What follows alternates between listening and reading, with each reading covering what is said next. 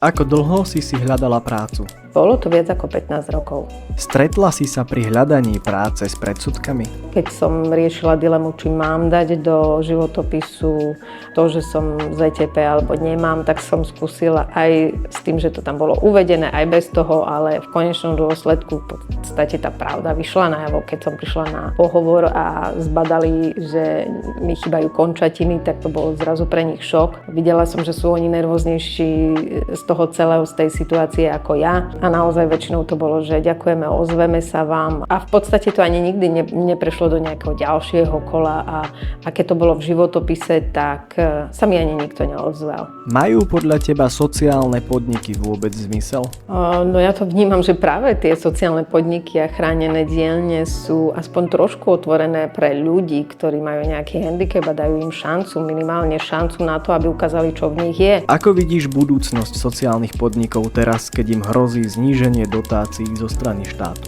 Tých znevýhodnení je veľmi veľa. Majú veľmi sťažené podmienky na to, aby ich niekto prijal. Ak už teda nás nechcú tie veľké firmy zamestnávať, tak by sme mali urobiť všetko preto, aby tie sociálne podniky a chránené dielne fungovali ďalej a dávali možnosť tým ľuďom sa realizovať, lebo nie je to len o peniazoch.